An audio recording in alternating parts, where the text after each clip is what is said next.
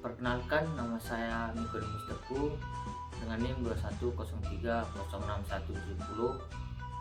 Saya berasal dari Prodi Peternakan, Fakultas Pertanian, Universitas Sumatera Utara.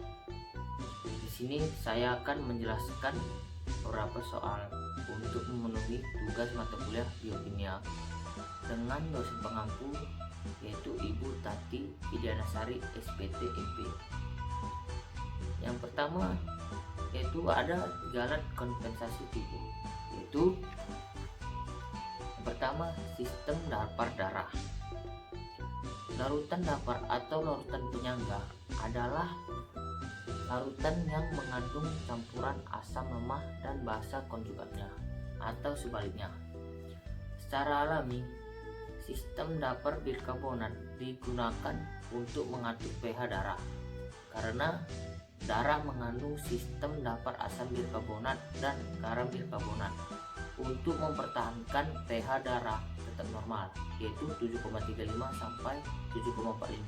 Diperlukan perbandingan kadar garam bikarbonat, kadar asam karbonat itu 20:1. Selanjutnya yaitu kedua, sistem respirasi. Proses respirasi yaitu tubuh menggunakan oksigen dan menyingkirkan karbon dioksida serta uap air. Melibatkan yang pertama yaitu pemasukan O2 dan pelepasan CO2 di alveoli. Lalu transportasi O2 dari alveoli ke jaringan. Selanjutnya yang ketiga, transportasi CO2 dari jaringan ke alveoli. Sistem respirasi itu ditentukan oleh proses difusi udara sampai tekanan parsial gas dalam udara pernapasan atau PO2 dan PCO2.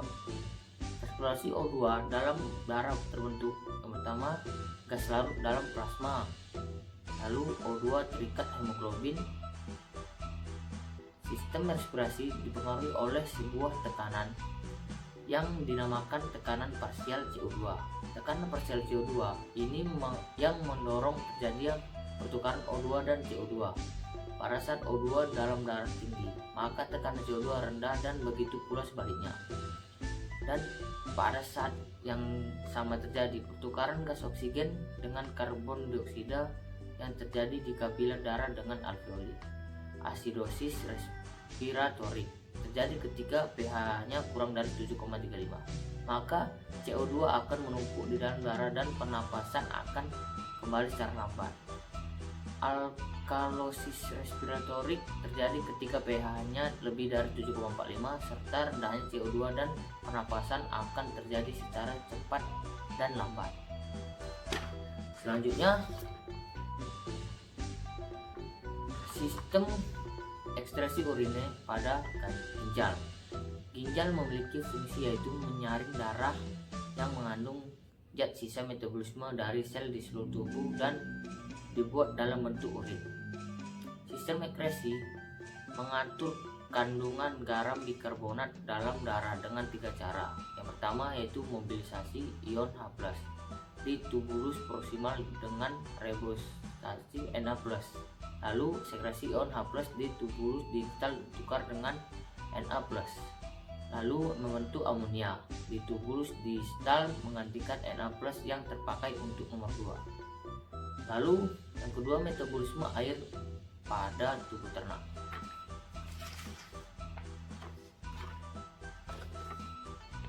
Air merupakan senyawa yang memiliki rumus kimia H2O yang berfungsi sebagai penyusun jaringan pada hewan dan juga tumbuhan.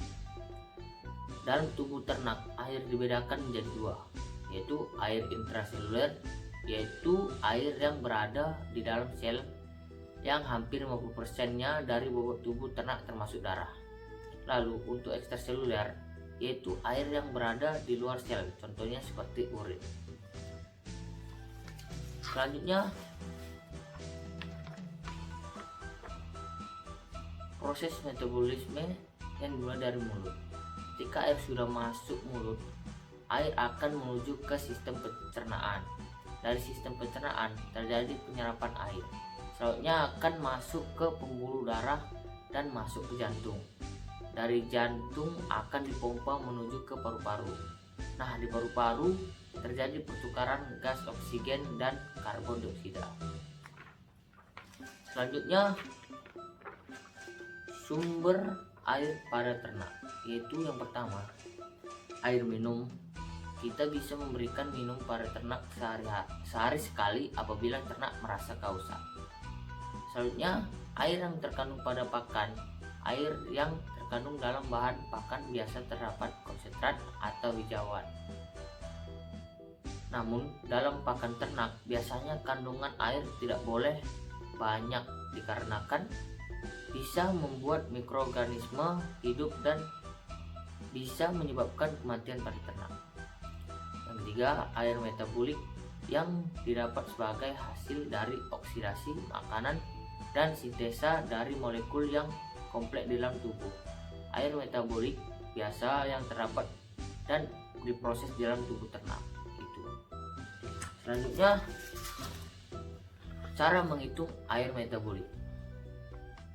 Saya mengambil contoh, yaitu bila suatu ransum mengandung 10% protein, 20% lemak dan 55% K, jumlah air metabolik yang dihasilkan untuk setiap 100 kcal energi metabolik adalah, pada tabel yang terdapat zat makanan yaitu karbohidrat memiliki air metabolik hasil oksidasinya sebesar 60 gram.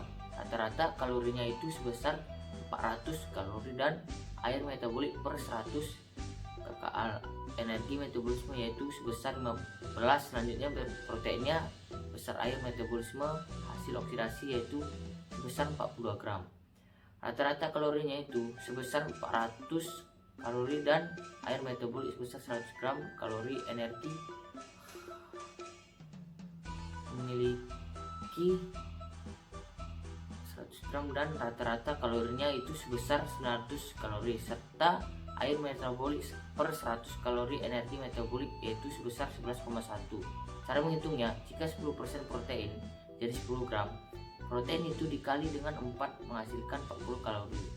Selanjutnya ada 20 gram lemak, itu dikali dengan 9 hasilnya 180 kilokalori.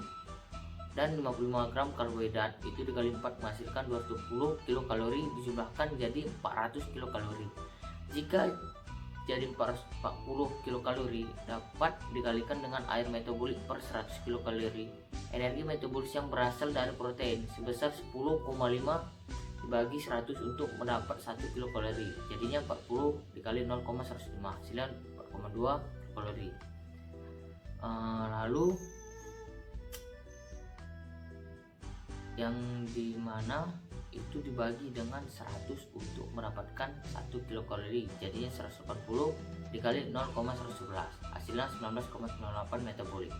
Selanjutnya ada 220 kilokalori yang menghasilkan 220 dikali air metabolik per 100 kilokalori. Energi metabolis yang berasal dari karbohidrat sebesar 15 ini dibagi 100 untuk mendapatkan 1 kilokalori, sehingga didapat 220 kilokalori dikali 0,150 menghasilkan 33 gram air.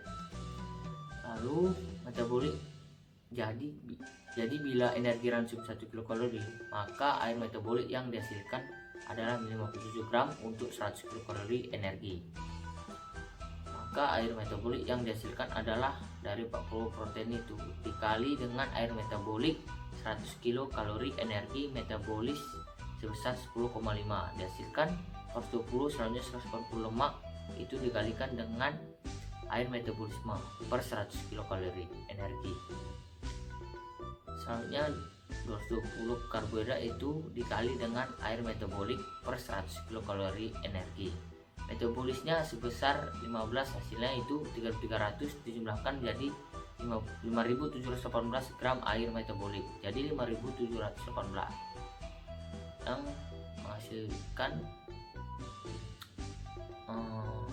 100 kilokalori energi metabolisme. Selanjutnya terakhir, faktor-faktor yang mempengaruhi ekskresi ternak, yaitu antara lain, pertama, hilangnya air lewat kulit pada mamalia umumnya akan membantu untuk melepaskan panas untuk mengatur temperatur tubuh. Jumlah air yang hilang melalui kulit akan meningkat dengan meningkatnya aktivitas fisik dan temperatur lingkungan.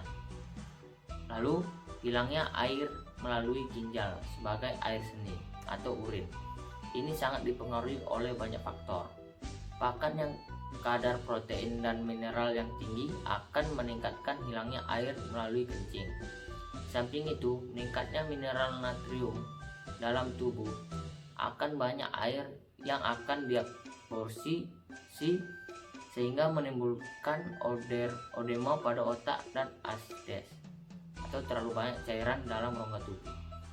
Hasil akhir dari metabolisme protein adalah urea yang merupakan racun bagi saluran kencing. Jadi untuk mengecerkannya diperlukan air sampai konsentrasi yang tidak berbahaya. Selanjutnya, hilangnya air melalui pernapasan hampir 40% pada unggas. Lalu selanjutnya saluran pencernaan, bentuk pakan dan susunan pakan mempunyai pengaruh nyata. Contoh, pakan serat mempunyai sifat pencahar yang menyebabkan banyak air yang keluar bersama feses. Ekskresi kotoran sapi lebih basah dari para kambing.